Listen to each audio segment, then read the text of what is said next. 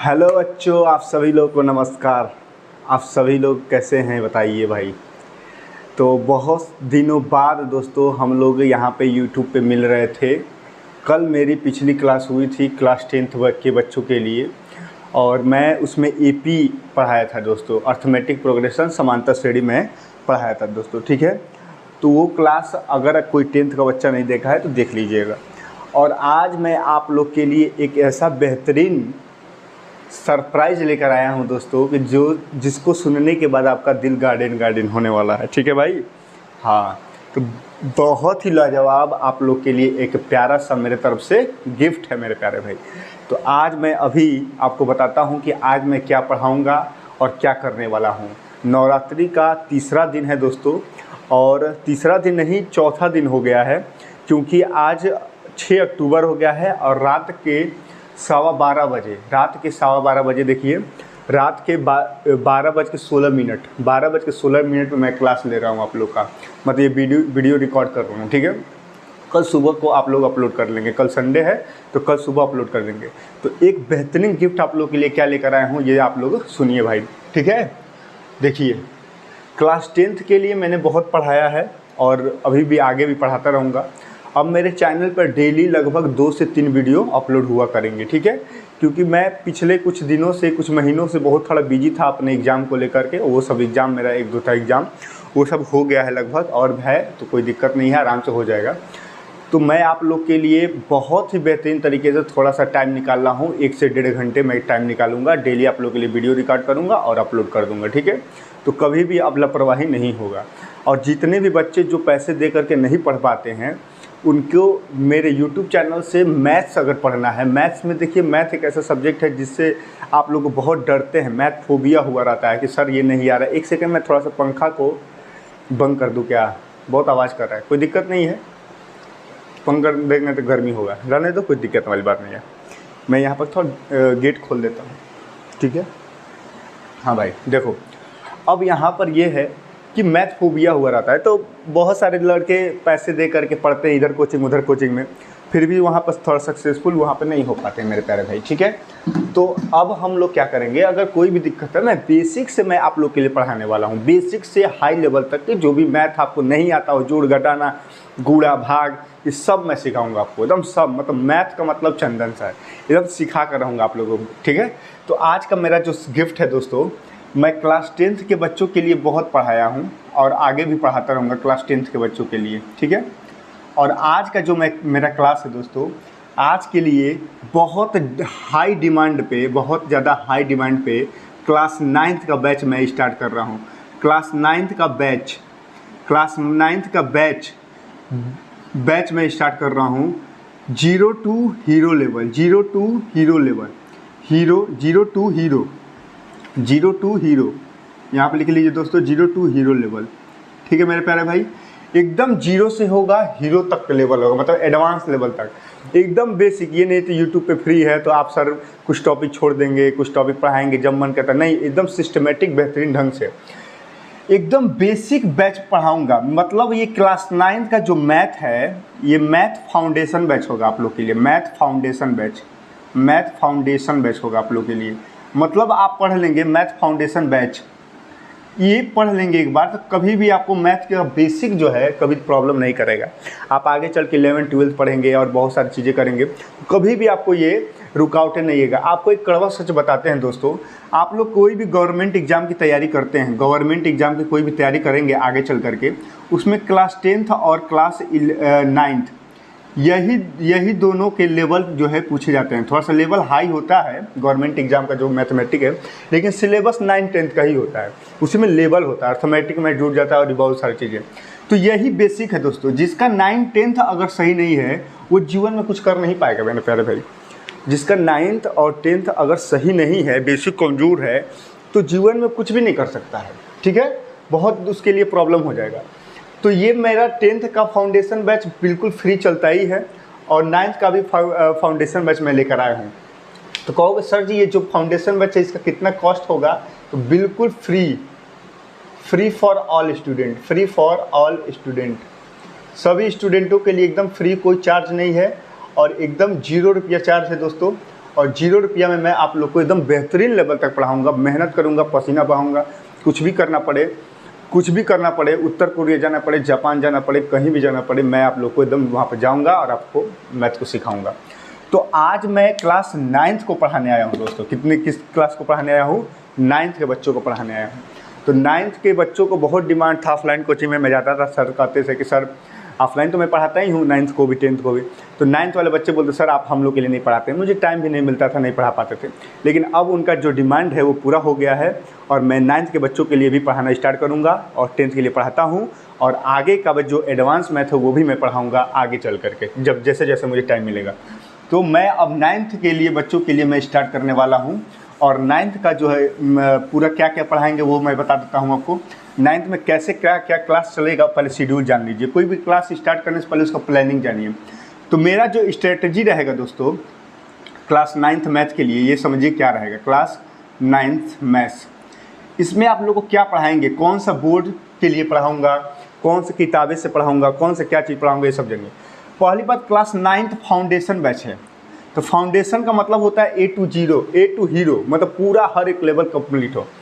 तो class 9th math का या तो CBSE बोर्ड हो दोस्तों, या CBSE बोर्ड हो, या फिर CBSE बोर्ड हो, या फिर यूपी बोर्ड हो।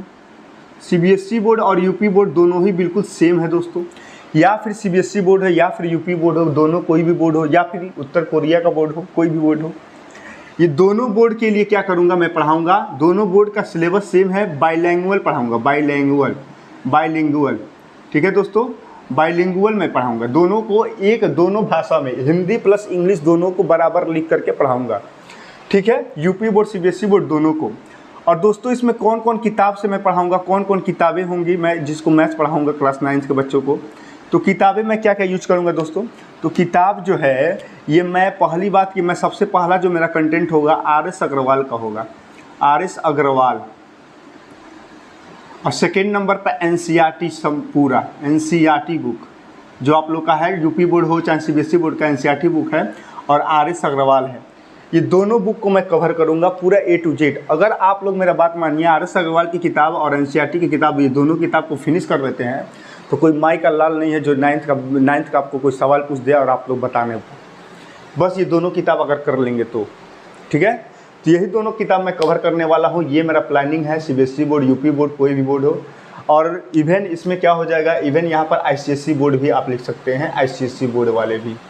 ICSE बोर्ड के लिए थोड़ा सा अलग होता है दोस्तों, लेकिन मैं इसमें ICSE ये तो 100% कवर हो जाएगा, ये भी 100% कवर हो जाएगा। लेकिन ICSE बोर्ड के लिए 80% ही मैं कवर कर पाऊँगा यहाँ पे, क्योंकि थोड़ा सा इसमें और भी कुछ टॉपिक होता है, उसको मैं देखने का प्रयास करूँगा। ठीक है, मतलब ICSE बोर्ड के कोई स्टूडेंट है तो इसको पढ़ करके 80% सीख सकता है, 20% उसका क्वेश्चन फंसेगा, नहीं तो वो भी नहीं फंसेगा। ठीक है, ये काम करेंगे। तो चलिए आज का जो पहला चैप्टर है मैं स्टार्ट करने जा रहा हूँ।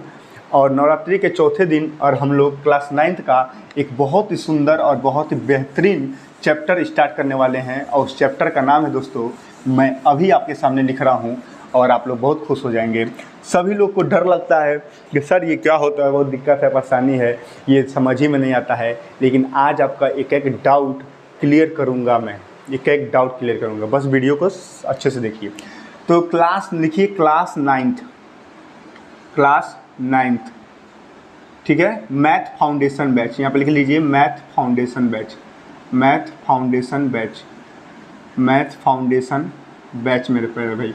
मैथ फाउंडेशन बैच बिल्कुल फ्री है, फ्री फॉर ऑल स्टूडेंट। ठीक है, और दोस्तों ये जो होगा मैथ फाउंडेशन बैच, इसका जो चैप्टर नंबर 1 है, ये चैप्टर है दोस्तों, चैप्टर कौन सा है, चैप्टर नंबर 1 मैं जो पढ़ाने वाला हूँ, चैप्टर नंबर 2 आप लोग का है क्लास 9th में, जिसका नाम दोस्तों है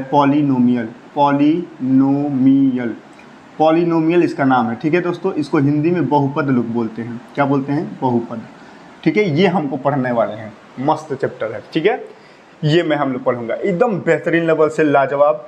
मैं आपको गारंटी बताता हूँ कि अगर आप मेरे से शुरू से लेके अंत तक अगर पढ़ लेते हैं पॉलिनोमियल, तो किसी भी प्रकार का सवाल हो आप लोग उसको क्रैक कर देंगे मात्र 1 मिनट के अंदर। ठीक है, 1 मिनट के अंदर। ठीक है, गारंटी है। तो चलिए आज हम लोग बहुपद के बारे में समझते हैं एकदम बेसिक से।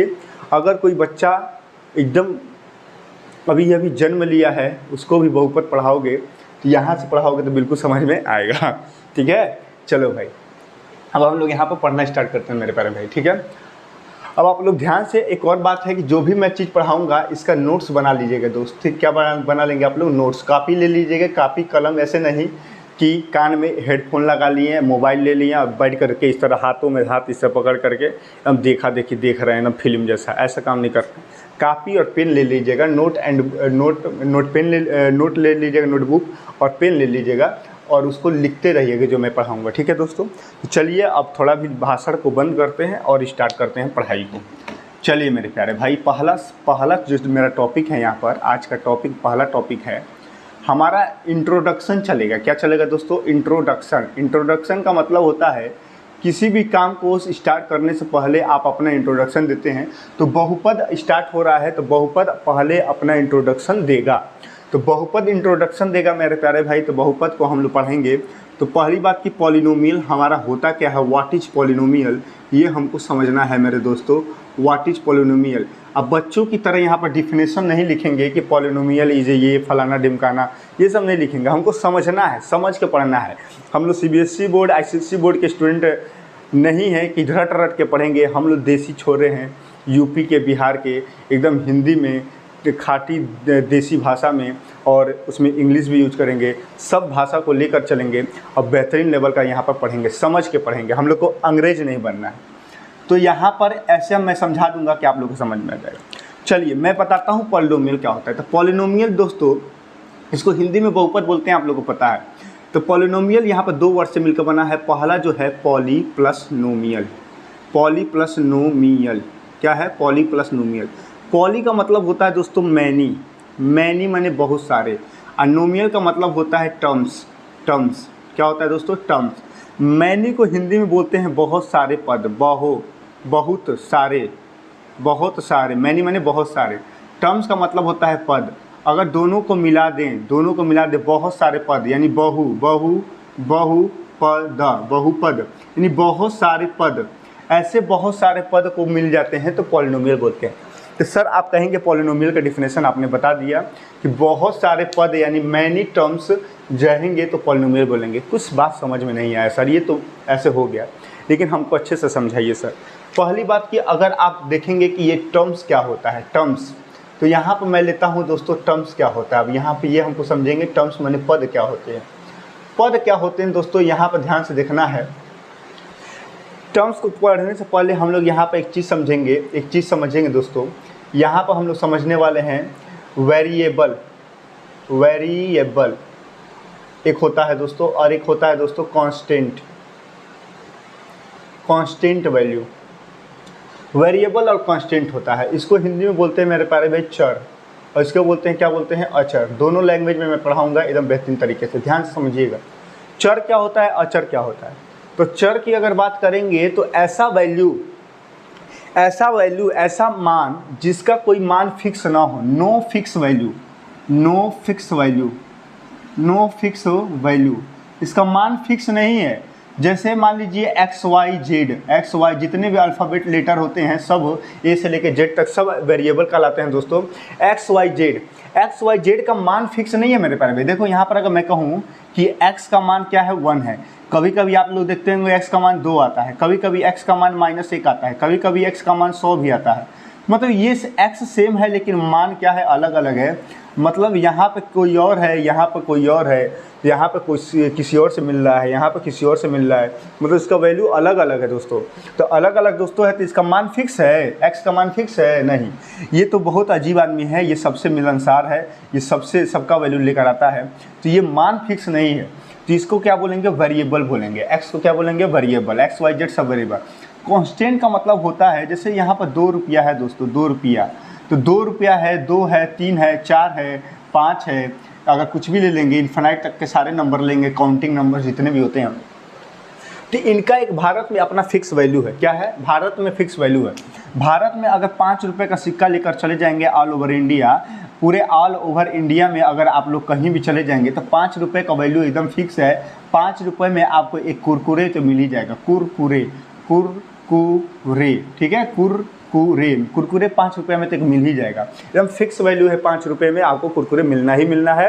एक 5 रुपये वाला बिस्कुट भी आपको मिल जाएगा, ठीक है, और आप उसको मिला करके खा लेंगे, ठीक है। तो ये तो वैल्यू फिक्स है 2 रुपया 3, 4, 5 का, लेकिन एक्स का वैल्यू कभी 1 है, कभी 2 है, कभी ये है, कभी ये फलाना है, कभी ढिमकाना है। तो ये इसका वैल्यू कोई फिक्स नहीं है मेरे दोस्तों। तो इसीलिए इसका नो फिक्स होता है और कांस्टेंट का फिक्स वैल्यू होता है। क्या होता है? Fix value. क्या होता है? Fix value. जैसा मैं पढ़ा दूँ ना बाबू, वैसा कोई जीवन में तुमको पढ़ा नहीं पाएगा, ठीक है, ध्यान से समझना। ये क्या हो जाएगा? Fix value. क्या हो जाएगा दोस्तों? फिक्स वैल्यू है, ठीक है, ये फिक्स वैल्यू हो जाएगा मेरे प्यारे भाई, ठीक है, बहुत बेहतरीन। तो इसको बोलते हैं फिक्स वैल्यू। और ये अब यहाँ पर बात होता है सर वेरिएबल कांस्टेंट बता तो दिए, अब ये बताइए कि वेरिएबल कांस्टेंट से क्या होगा। तो वेरिएबल कांस्टेंट से मेरे प्यारे भाई देखिए क्या होगा, यहाँ पे चर राशि है, चर, और यहाँ पे है अचर। चर और अचर, इसको बोलेंगे कांस्टेंट, कांस्टेंट, और इसको बोलेंगे दोस्तों, अभी टर्म मैं पढ़ा रहा था ना, इसको मैं बताऊंगा अभी क्या होता है। इसको क्या बोलते हैं दोस्तों? वेरिएबल, ठीक है, वेरिएबल, ठीक है। स्पेलिंग थोड़ा सा गलत होगा तो कोई दिक्कत वाली बात नहीं है, वेरिएबल। तो यहाँ पे मान लो कि वेरिएबल है एक्स और कांस्टेंट है 2, दोनों का मैं मर्ज कर दूँ, मिला दूँ दोनों को, यहाँ पर मिला कर मैं 2x लिख दिया। तो 2x एक क्या हो गया दोस्तों? ये एक अलजेब्रिक क्या हो गया? अलजेब्रिक एक्सप्रेशन हो गया, अलजेब्रिक एक्सप्रेशन। इसको बोलते हैं दोस्तों अलजेब्रिक एक्सप्रेशन। मतलब जब भी कांस्टेंट वैल्यू और वेरिएबल वैल्यू मिलता है तो क्या बनता है? अलजेब्रिक वैल्यू बनाता है। क्या बनाता है दोस्तों? अलजेब्रिक वैल्यू बनाता है, या फिर इसको अलजेब्रिक एक्सप्रेशन बोल सकते हैं।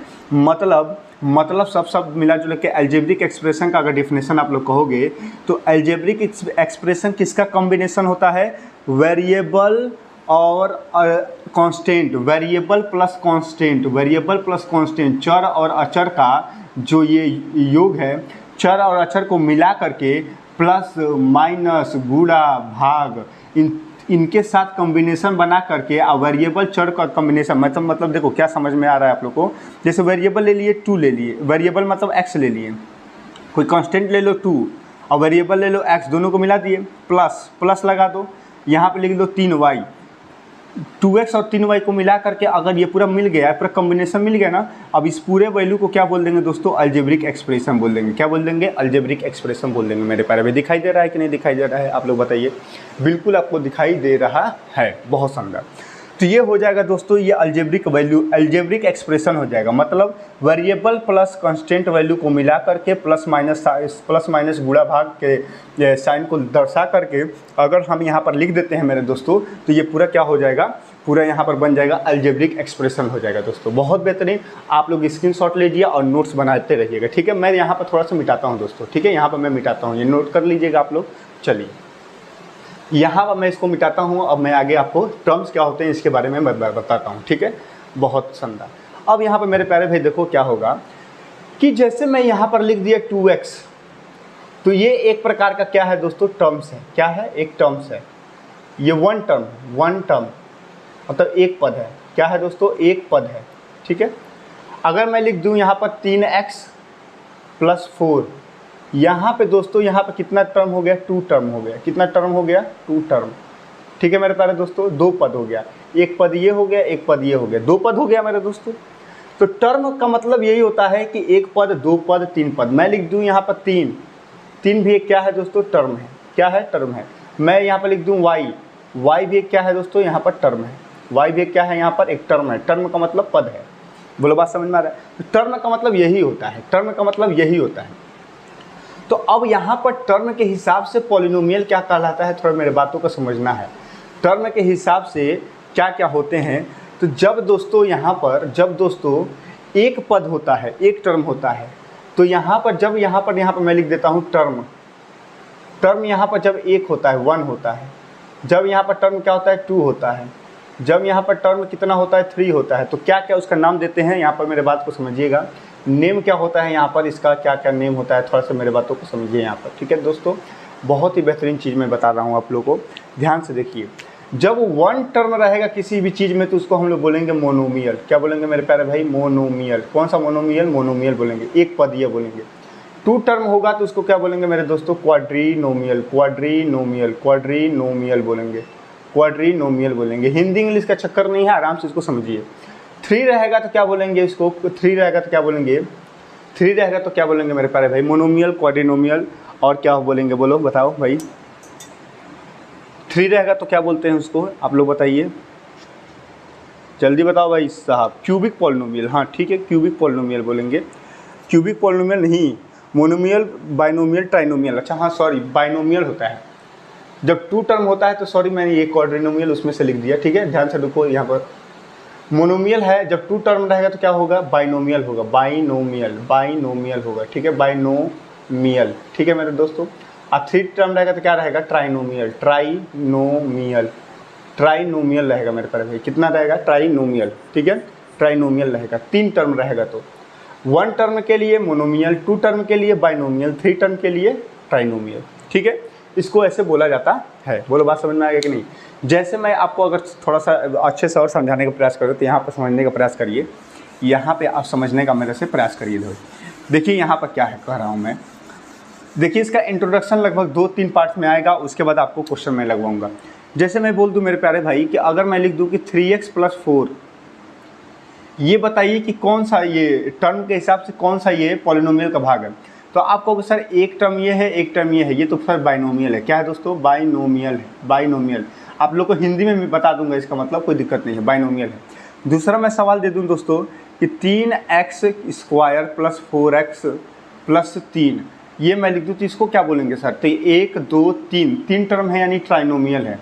ट्राइनोमियल, ट्राइनोमियल का मतलब त्रिपदीय, द्विपदीय, एक पदीय, द्विपदीय हो जाएगा दोस्तों, द्विपदीय हो जाएगा, हिंदी भी लिख लीजिए द्विपदीय।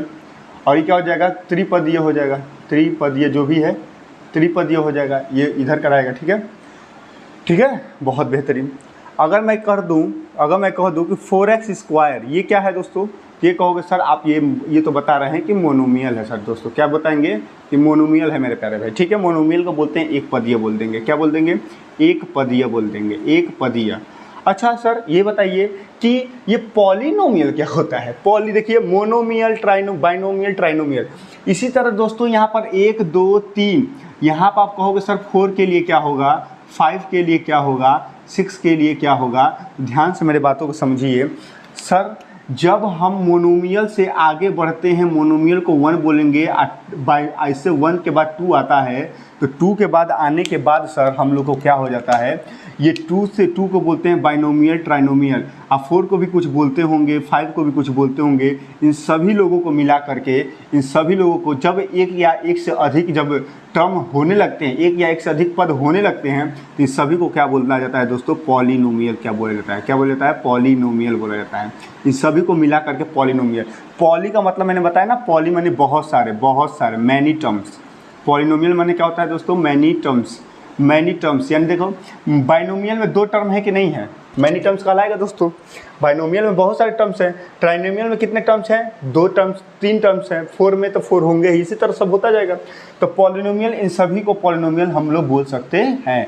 मोनोमियल को सर पॉलिनोमियल बोल सकते हैं, नहीं सर, मोनोमियल को पॉलिनोमियल नहीं बोल सकते हैं। जब 2 या 2 से अधिक अगर टर्म्स होने लगे तो उन सभी को बोला जाता है बहुपद, यानी पॉलिनोमियल बोला जाता है। ये मेरा डिफिनेशन हो गया पॉलिनोमियल का दोस्तों।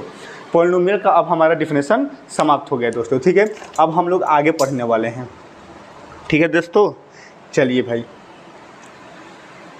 अब यहाँ पर पॉलिनोमियल तो आप लोग समझ गए कि पॉलिनोमियल क्या होता है। तो अब मैं थोड़ा सा आगे आपको बढ़ता हूँ, ये सब स्क्रीनशॉट ले लीजिएगा और नोट करते रहिएगा, ठीक है। चलिए भाई, अब आगे मैं आपको समझाता हूँ कि आगे की बातें क्या होंगी। नोट्स बनाते रहिएगा, मज़ा आएगा, ठीक है।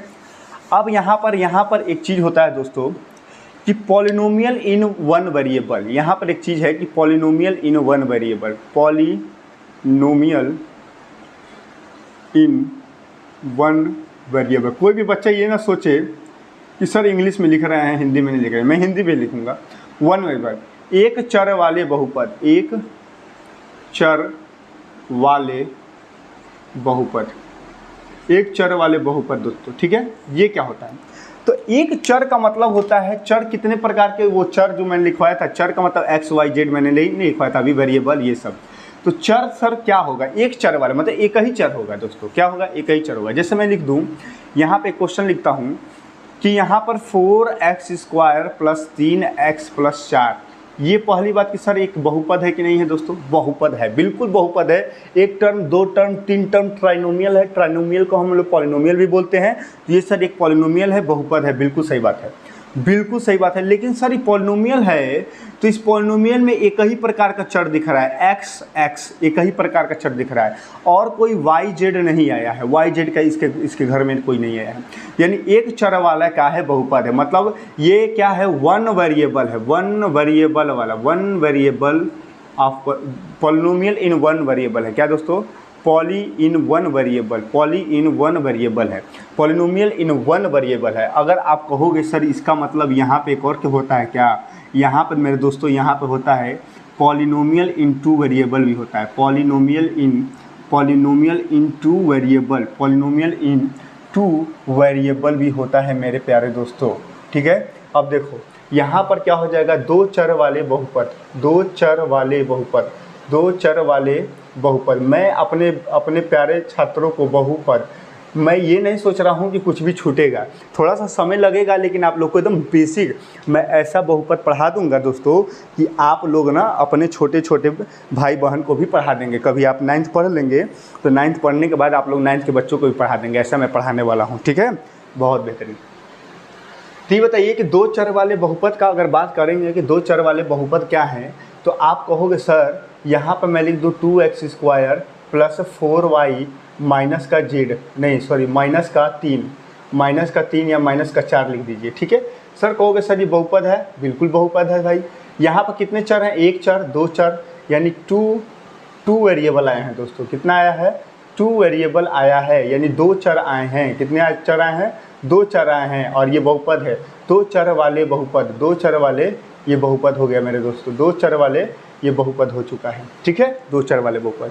तो एक चर वाले बहुपद और दो चर वाले बहुपद, polynomial in one variable, polynomial in two variable.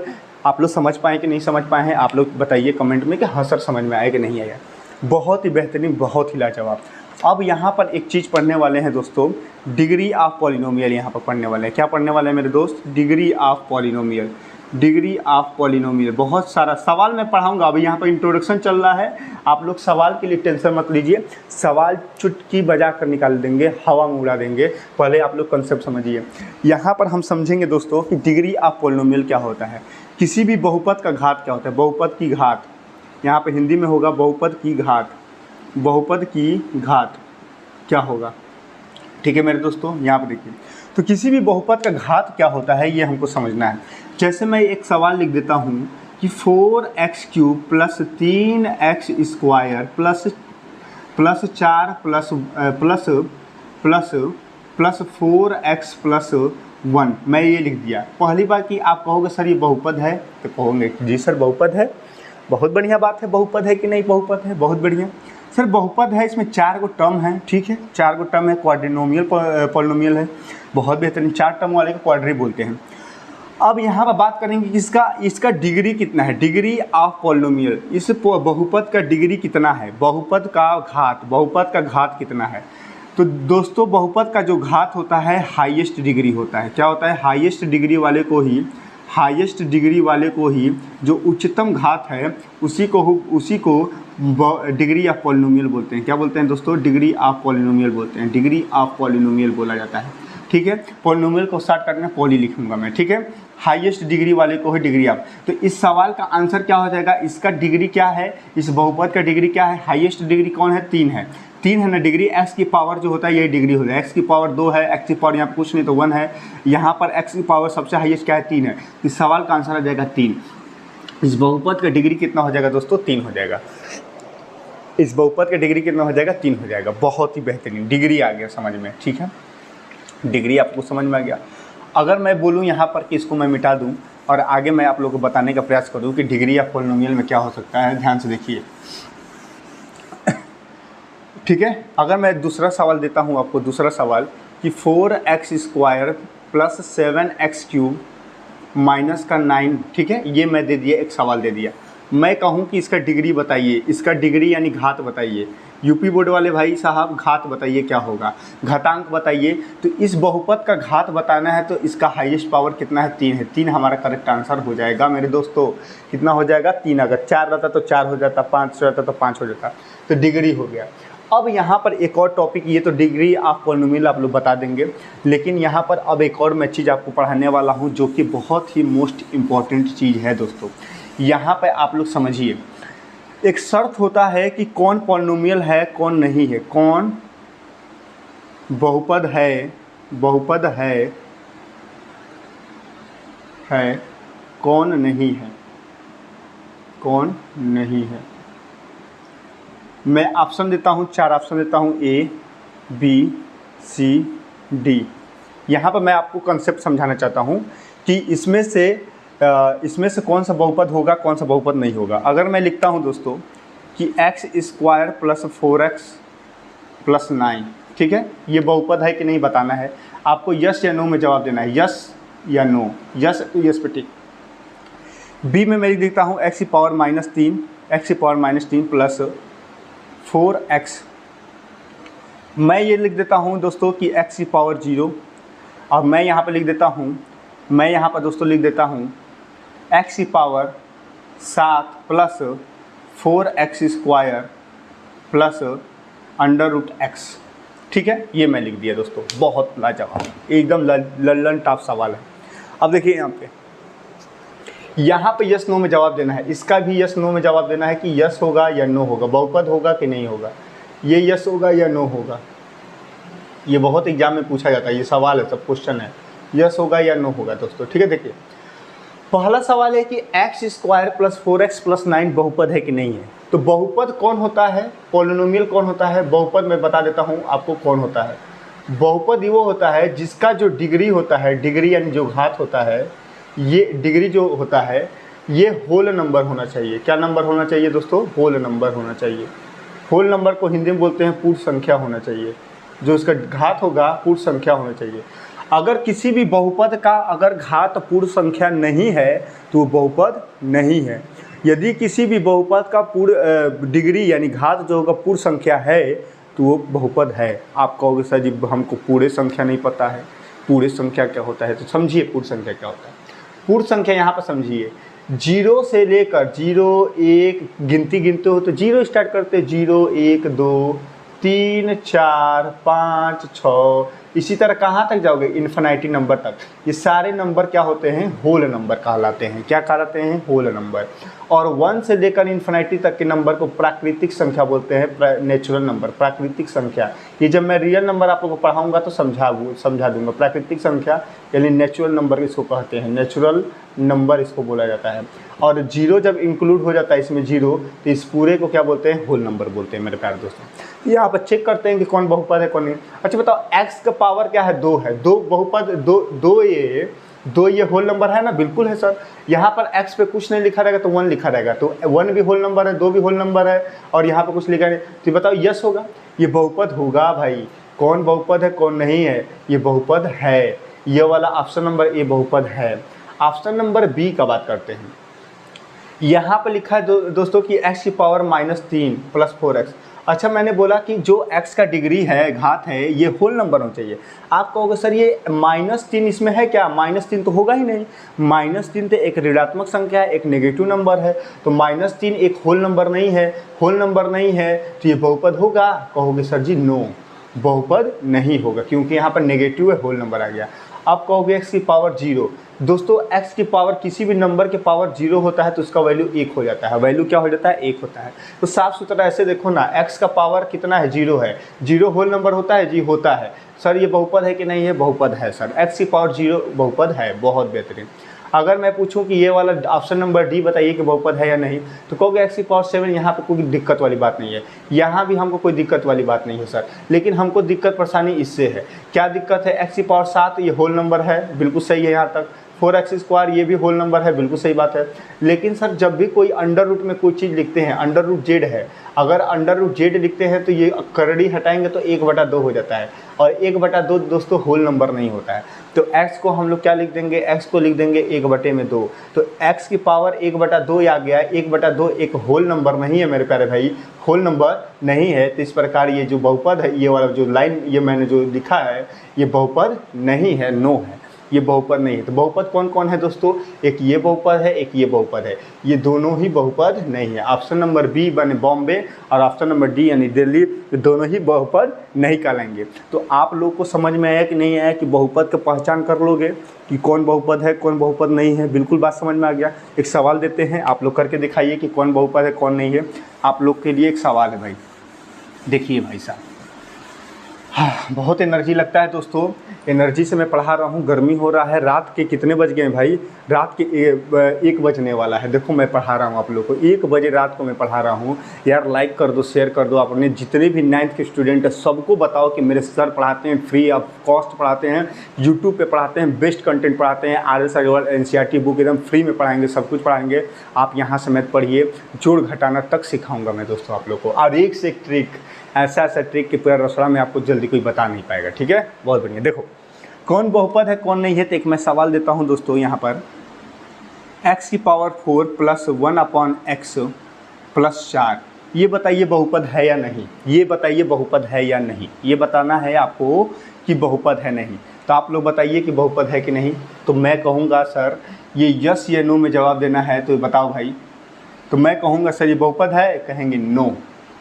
कैसे, देखो इसमें कोई लफड़ा है नहीं है, इसमें कोई लफड़ा है ही नहीं, इसमें भी कोई लफड़ा नहीं है। सर इसमें लफड़ा है, ये 1/x को ऊपर जाएगा ना दोस्तों। अगर आप लोग देखे होंगे कि x की पावर -1 अगर कोई चीज़ है, तो इसको जब आप एक्सपोनेंट पढ़ते होंगे, क्लास 8 में पढ़े होंगे, तो माइनस का मतलब होता है रेसिप्रोकल करना। नीचे कुछ नहीं तो 1 है, 1 ऊपर चल जाएगा, x नीचे आएगा, 1/x हो जाएगा। और जो पावर होता है ये पॉजिटिव नंबर हो जाता है, ठीक है, 1/x पावर 1 हो जाएगा। तो इसी तरह से दोस्तों अगर 1/x है, ये ऊपर जाएगा, इसको मैं लिखता हूँ x की पावर 4 और प्लस ये x ऊपर जाएगा तो x की पावर -1 हो जाएगा, +4 हो जाएगा। और ये माइनस जो होगा रेसिप्रोकल होगा तो फिर ये हो जाएगा। इसका मतलब सर x का जो डिग्री है यहाँ पर माइनस में हो गया है सर, माइनस में हो गया है। इसका मतलब ये जो ये एक्सप्रेशन लिखा हूँ ये बहुपद नहीं है दोस्तों, बहुपद नहीं है, बिल्कुल सही। तो बहुपद पहचानना आप लोग को बिल्कुल अच्छे तरीके से आ गया होगा। एक चीज़ होता है दोस्तों पॉलिनोमियल में कोफिशिएंट, इसको भी मैं समझाता हूँ कोफिशिएंट क्या होता है, ध्यान समझिए और नोट्स बनाते रहिएगा। ऐसा नोट्स बनाइए कि फिर आपको बहुपद पढ़ने की ज़रूरत न पड़े भाई साहब, ठीक है। एक चीज़ होता है दोस्तों कोफिशिएंट, ध्यान से देखिए, कोफिशिएंट, इसको हिंदी में बोलते हैं गुणांक, गुणांक। जैसे मैं आपको सवाल आएगा, कहेगा, सवाल दे देगा 4x² प्लस 3x प्लस 1, ये एक बहुपद दे देगा दोस्तों, ये क्या दे देगा, बहुपद दे देगा। तो बहुपद दोस्तों दे देगा तो कहेगा find the coefficient of x का गुणांक बताइए, x का, इसको हिंदी में लिख रहा हूँ, x का गुणांक बताइए। कितना मिनट का क्लास हो गया भाई साहब, बताओ तो कितना मिनट का क्लास है, देखते हैं भाई साहब। 38 मिनट का क्लास हो गया, कोई दिक्कत नहीं, 4-5 मिनट और क्लास होगा अभी। Find the coefficient of x का गुणांक बताइए। गुणांक का मतलब होता है, जैसे मैं यहाँ पर लिखता हूँ 4x को अगर मैं थोड़ा एक्सपेंड करूँगा तो 4 × x, जो ये x है और ये जो 4 है इनके बीच में गुणा का साइन होता है दोस्तों, ठीक है। 4 × x हो गया दोस्तों, क्या हो गया मेरे प्यारे भाई, 4 × x हो गया, 4 × x हो गया। तो x का गुणांक क्या है, गुणा, x का गुणांक क्या है, 4 है। इसी तरह मैं यहाँ पर कहूँगा ये x का गुणांक पूछा, x का गुणांक कितना होगा, 3। इस क्वेश्चन का आंसर हो जाएगा 3 मेरे प्यारे भाई। अब अगला सवाल आप लोग बताएंगे और तभी मज़ा आएगा। ये बताइए 3y² plus 4x plus z, ठीक है, बहुत बेहतरीन। मैं पूछ दूंगा z का गुणांक बताओ, z का गुणांक क्या होगा, यानी find the coefficient of z, z का गुणांक क्या होगा मेरे प्यारे भाई, find the coefficient of z। तो आप कहोगे सर z यहाँ पे है, z का गुणांक कुछ दिखाई नहीं दे रहा है, तो आप कहोगे 0 आंसर होगा। सर ये गलत बात है, 0 नहीं होता है दोस्तों। अगर आपको दिखाई नहीं दे रहा है तो चश्मा लगाइए और चश्मा लगा के बताइए, जब कुछ नहीं लिखा होता तो 1 लिखा रहता है। तो z का गुणांक कितना हो जाएगा, 1 आंसर हो जाएगा दोस्तों। क्या हो जाएगा, 1 आंसर हो जाएगा। z का गुणांक कितना होगा, 1। अगर पूछ देता, इसी सवाल में पूछ देता मेरे प्यारे दोस्तों कि y² का गुणांक बताइए, तो y² का गुणांक कितना है, 3 है, 3 हमारा आंसर हो जाता है मेरे दोस्तों। क्या हो जाता, 3 आंसर होता। एक और मैं कड़क बात बताता हूँ आपको, बहुत मज़ा आएगा सुन करके, ठीक है। यहाँ पर मैं मिटाता हूँ, स्क्रीनशॉट ले लो, लिख लेना। यहाँ पर मैं एक चीज़ आपको समझाने का प्रयास करता हूँ जो कि हर कोई नहीं बताता है। मैं यहाँ पर ध्यान से बताइए एक चीज़। अच्छा सर, आप बहुत पढ़े होंगे कि इक्वेशन होता है, क्वाड्रेटिक इक्वेशन, बहुपद, ये सब में क्या अंतर है, थोड़ा सा इसको समझ लीजिए। उसके बाद क्लास को एंड करते हैं और अब बाकी जो इंट्रोडक्शन पार्ट जो होगा 2, अब कल हम लोग पढ़ेंगे, ठीक है। यहाँ पर ध्यान से देखिए, मैं यहाँ पर लिखता हूँ 4x² + 3x + 1, एक ये लिख दिया। इसको मैं बोल रहा हूँ दोस्तों ये बहुपद है। ये क्या है, बहुपद है। ये क्या है दोस्तों, ये बहुपद है। मैं यहाँ पर लिख देता हूँ कि यहाँ पर मैं लिख दूँ 3x² + 4x + 1 = 0। एक ये मैं लिख दिया, ये पहला चीज़ ये लिख दिया, दूसरा चीज़ ये मैंने ये लिख दिया दोस्तों, ठीक है। ध्यान से देखना मेरे बातों को, ये इन दोनों में क्या डिफरेंस है। इसको मैं बोलूँगा दोस्तों द्विघात समीकरण बोलूँगा, द्विघात समीकरण। और ये बहुपद केवल बोलूँगा, इसको बोलूँगा पॉलिनोमियल, इसको बोलूँगा क्वाड्रेटिक इक्वेशन, क्वाड्रेटिक इक्वेशन बोलूँगा। क्या बोलूँगा, क्वाड्रेटिक इक्वेशन। सर इक्वेशन कहाँ से आ गया, देखो जब भी अगर मैं यहाँ पर 0 = हटा देता हूँ, 0 हटा देता हूँ, तो ये भी एक बहुपद बन जाएगा। क्या बन जाएगा, बहुपद। तो ये सर इसके बराबर में 0 तो है नहीं, तो ये बहुपद है। क्या है, ये बहुपद है। लेकिन जैसे ही इसके बराबर में 0 लगाते हैं तो ये x की पावर कितना है, 2 है, तो 2 घात है, तो द्विघातीय समीकरण। ये 0 बराबर लगने से समीकरण बना देता है, बराबर लगने से क्या हो जाता है, समीकरण। तो कभी भी अगर सवाल अगर आपको दिखाई दे कि यहाँ पर अगर कोई ऐसे लिख दे कि 4x² + 3 = 0 है, और ऐसे कोई लिख दे 4x² + 3, ये ऐसे लिख दे और ये ऐसे लिख दे, तो इन दोनों में डिफरेंस आपको पता होना चाहिए दोस्तों। कि ये आप कहोगे सर ये क्या है, 2 घात है, तो ये क्वाड्रेटिक इक्वेशन है। ये क्या है, क्वाड्रेटिक इक्वेशन है, क्वाड्रेटिक इक्वेशन यानी द्विघात। 2 घात, 3 रहेगा तो त्रिघातीय समीकरण, 4 रहेगा तो 4 चतुर्थ घातीय समीकरण। ये अगर ये क्या है, 2 घात वाला, अभी मैं इसको भी समझाऊंगा। तो यहाँ पर क्या हो जाएगा, द्विघातीय समीकरण हो जाएगा। क्या हो जाएगा, द्विघातीय समीकरण, द्विघातीय। ये क्या हो जाएगा दोस्तों, द्विघातीय समीकरण हो जाएगा मेरे प्यारे भाई। और ये क्या हो जाएगा, द्विघातीय बहुपद हो जाएगा, द्विघातीय बहुपद हो जाएगा मेरे प्यारे भाई, द्विघातीय बहुपद होगा। यहाँ पर समीकरण नहीं लगाएंगे क्योंकि यहाँ पे = नहीं लिखा है, यहाँ पर समीकरण लगाएंगे क्योंकि = लिखा है। द्विघातीय समीकरण, द्विघातीय बहुपद। अगर यहाँ पर 0 के बराबर नहीं है तो बहुपद, 0 के बराबर है तो समीकरण। याद रखना चाहिए, बहुत लोगों को पता नहीं होता है दोस्तों, ठीक है। पढ़ते तो सब है लेकिन ये सब छोटी छोटी बातें पता नहीं होता है। चलो बहुत बेहतरीन, मज़ा आ गया। तो क्लास को दोस्तों अब यहीं पर हम एंड करते हैं, क्लास को क्या करते हैं, यहीं पे एंड करते हैं क्योंकि लंबा वीडियो हो गया है। अब जो इंट्रोडक्शन, देखो यहाँ पर मेरे बातों को ध्यान से 1 मिनट के लिए सुन लीजिए। यहाँ पे मैंने आज आपको पॉलिनोमियल पढ़ाया, कैसा क्लास लगा आपको, क्लास कैसा लगा ये कमेंट बॉक्स में करके बताना है। और आपको जैसे देखो भाई कोई अच्छा काम करता है तो उसको अप्रिसिएशन करो, उसकी प्रशंसा करो, तभी उसको मोटिवेशन मिलेगा, तभी वो काम कर पाएगा। भाई मुझे पैसा तो मिलेगा नहीं कि मुझे पैसा मिलेगा तो मैं काम करूँगा, मुझे बस आप लोग का एक कमेंट अच्छा लगेगा ना तो मेरे अंदर से मोटिवेशन आएगा, मैं पढ़ाना स्टार्ट कर दूँगा, मज़ा आ जाएगा। वही मेरे लिए पैसा है, सब कुछ है, आपका कमेंट, लाइक, शेयर, ये सब। तो यहाँ पर आपको करना है कि दोस्तों यहाँ पर मैं पॉलिनोमियल का क्या कर दिया हूँ, पॉलिनोमियल है, पॉलिनोमियल का मैं सुपड़ा साफ करने के लिए ये इंट्रोडक्शन पार्ट फर्स्ट, इंट्रोडक्शन मतलब इसका परिचय जो है, इंट्रोडक्शन पार्ट फर्स्ट में आज आपको अभी पढ़ा दिया हूँ, पार्ट फर्स्ट में पढ़ा दिया हूँ। अब बाकी जो इसका इंट्रोडक्शन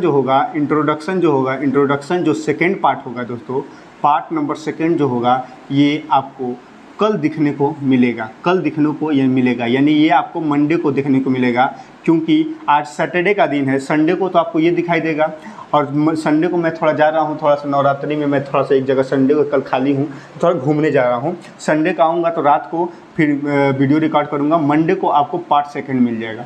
और जैसे ही पार्ट फर्स्ट और पार्ट 2 आपको, अगर ये पूरा कंसेप्ट है, ये क्या है, पूरा कंसेप्ट मैं रिवाइज करा दूंगा, पढ़ा दूंगा। अब पढ़ाने के बाद दोस्तों उसके बाद धड़ल्ले से मैं क्वेश्चन लगवाना स्टार्ट करूंगा, चाहे वो NCERT का सवाल हो, चाहे वो उत्तर कोरिया का सवाल हो, RS अग्रवाल का सवाल हो, चाहे RS अग्रवाल का सवाल हो, चाहे NCERT का सवाल हो, चाहे और कोई सवाल हो, चाहे जापान का सवाल हो, चाहे ऑस्ट्रेलिया का सवाल हो, चाहे युगांडा का सवाल हो, कोई भी सवाल हो, 9th लेवल का जो सवाल है, 9th लेवल का जो सवाल है, ये मैं सारे सवाल मैं लगा करके आपको दिखाऊंगा धड़ल्ले से। लेकिन यहाँ पर एक बार कंसेप्ट पार्ट 1 पार्ट 2 में कंप्लीट हो जाएगा तब मैं क्वेश्चन लगवाऊंगा एकदम बेहतरीन तरीके से, कोई दिक्कत वाली बात नहीं आएगी।